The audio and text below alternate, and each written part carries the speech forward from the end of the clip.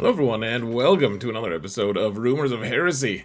My name is Adam Tricola and we're on the brink of a grand tournament. My first in 10th edition. I don't have time to do any fancy editing or even put background music in. I apologize for that. I'm probably trying to at least keep this pretty short and sweet, but I'm doing it all kind of live, so it's a little bit weird of a format. Anyways, as you all know, we just got a big points update, and I'm still new enough to the game. I don't think sitting down and giving a lot of analysis is probably going to be that interesting to anyone. I do want to show you guys what I did for my list, though, because it increased my list's total by 40 points, and that gotta hurt. That was pretty bad. I mean, considering it's just Codex Space Marines with Firestorm in it, it kind of surprised me. I mean, I knew a few of those units were gonna get increased, but anyways, so here's the old list that we've been taking. If you want to go watch my two other tournament reports, they're Rogue Trader tournaments. They're 3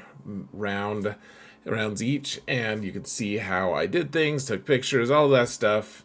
They're just the 2 videos previous to this, easy enough to find them, and this is what the old list was, and it's not legal anymore. It would have cost 2,030 points. I had one other enhancement from the captain that I ended up taking off, so that was 10 of the points, and then yeah, this is 40 or 30 points under. And now, guys, if you want to see my new list, the list that I'm going to take to the new to the open, to this grand tournament, it's a 6-match tournament. You can find that in the video description. Please also, while you're looking, please don't forget to leave that like, subscribe, comment. Let's do all the stuff, guys. Let's start making a thing of this. I think we're about a quarter of the way to 1,000, which is an exciting milestone for YouTubers. So here's the point increase, and you can see Games Workshop were not kind. The Jump Intercessors, we had 2 of those, so that boosted us by 10. Eradicator Squads, we had 2 of the smaller squads, which boosted us another 10, so that's 30. And then the Vanguard Veterans, which are probably getting nerfed because of Blood Angels and no other reason. We just happened to take... I'm like... They could have reduced it by 10, and I don't think anyone would have complained, at least for my army. Those Vanguard vets are so expensive, and now they're even expensive-er. It's horrible. Horrifying. It's tragic, even. But one way or another, we can get rid of 40 points. And so here's what we're doing for our list, folks. The new list. And it's not a perfect thing, but I thought about it for a long time. I was like, should we... I was talking to my painting guy. What are we going to do? I can't even. I was like, okay, I can find 10 assault intercessors, not jump back intercessors, 10 assault intercessors. Then we have to find some way to get a Judicar. I keep calling him a Judicar. I think it's a Judiciar or something like that. Anyways, the guy who gives his squad strike first, we could get that plus him. We get rid of our intercessors. We'd get rid of both jump intercessors, and then we just have a squad of 10. It just seemed too much of a rush. We had 1 day to scramble and do all that stuff, maybe 2, and it was too much. I couldn't do it. In fact, I refused. So what did I actually have available? What was actually logical and working? So really a huge bummer, guys. The jump intercessors have been really awesome. I've really, really enjoyed them, and that's what I've been practicing all the time. And so to lose one of those squads, I mean, it's not the end of the world. It's going to be a challenge, though. And so I'm adding a Techmarine. I had a Techmarine painted. I just it was a smaller Techmarine. It's from the Thunderfire Cannon kit way back in 6th edition, but I do have him, and I just glued him, base and all, which it was on like a 25mm base, glued him onto his 40mm base with a bunch of lava. And so I think he's about the same height and size now of the Primaris Techmarine, so I don't think there's going to be any issues. And even though the war gear, like, he's holding things that look different from what they're described in his data sheet, the datasheet doesn't give you options. It just says, I mean, except for who to attach him to, which I think he's just going to hang out. And what he's going to do is just give the executioner, he's going to follow the executioner around like a lost puppy and provide a little support from that, and he'll give the executioner a +1 to hit, which is nice. It's a lot of shots, and it means we'll be able to use O the Moment on things that aren't necessarily being targeted by the executioner. So kind of some nice utility. Plus, he's not bad in combat and stuff. You can be an action monkey and do some of that stuff. So yes, we're getting a little bit of utility. I'm gonna miss those jump intercessors though. I mean, everyone got hit by those. Everyone who was playing Marines is losing on that. So here's the venue, folks. 104 people playing in this. I think it's called the Fight Club October Open, and there's even a streaming table. You can go watch War Games live if you want to see. I doubt I'll be on there, but I think my biggest concern is how tough is it going to be to bend over the tables, reaching over them? My back is not the very best, and it's going to be 6 games. It's a lot, guys. It's a lot. So, anyways, here's the faction breakdown. Someone posted this, and I would love to give credit, but they don't know that. Like, they might not have wanted their name to be on this channel. So, I just took it, and you know, Tyranids and Death Guard. Kind of surprising, Death Guard. Tyranids, I see a lot of people playing at the shop. It's not too surprising. Death Guard, yes, surprising. I'm glad we faced him one time.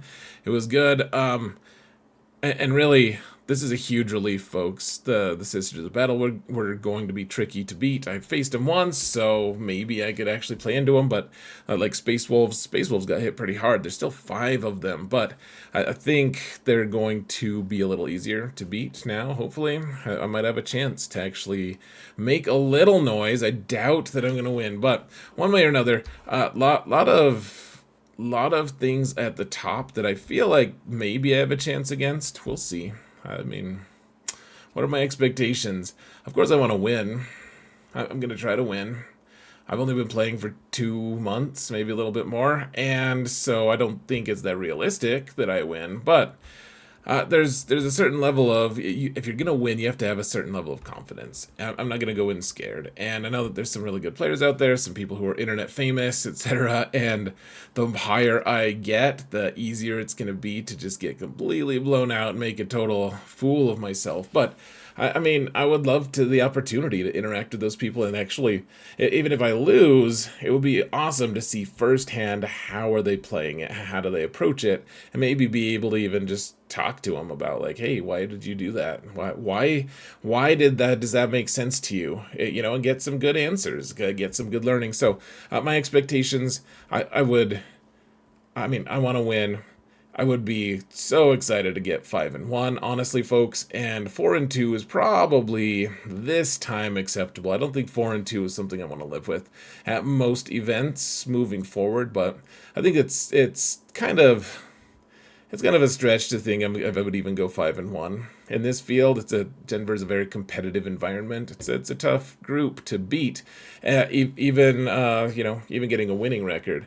And yet, I mean, that's my expectations. Maybe I'll get worse. Realistically, I probably should get worse, but that's not what I expect. And that's not the standard that I'll hold myself to. And I think if I go 4-2, I'll still be a little bit disappointed. We'll see. I will be making battle reports for all of them, though. I hope that I'm able to take pictures. I did buy a clock. I bought a new thing to help me roll dice a little more efficiently. It kind of stacks my dice for me. It's kind of cool. I got a cart to put all of my stuff onto for the tournament. So lots of cool stuff. And if you guys want to, I'm telling you guys my name because at the end of the day, no one else goes by their internet handles. I call myself Zareth. I have another different YouTube channel that I'll continue to be Zareth on. But for this channel, if you want to follow along, folks, I'll be using my real name. So go check it out. You can go to, if you just go to the link in the video description, yeah, it'll take you to the event itself, and then you just look at the rankings. You can kind of follow along if you want. I wouldn't expect you to have to, but if you want to see how I'm doing, I'll be playing 3 games on Saturday, 3 games on Sunday. You'll be able to see how I'm doing every match. The numbers that you'll see if you don't play the game itself, but are following me because of other channel reasons. The total you can get in a game is 100. So, you know, depending on how things go, I might score really high and my opponent might still beat me. But hopefully we can even finish games. I think that's my biggest challenge, folks, is I'm just not super fast at playing yet. And a lot of people are going to be playing at these tournament speeds and using clocks, and it's just a challenge for me to get through all of those turns. So we'll have to see, folks. Anyways, that's it. I wanted to do a little bit bigger video and do some analysis on stuff, and I just don't have time. I need to go to bed. It is already to the point where I'm not going to get a full 8 hours of sleep. So, guys, thank you all so much for watching. And remember that if you didn't hear it from me, it's probably heresy. Take care, folks. Wish me luck.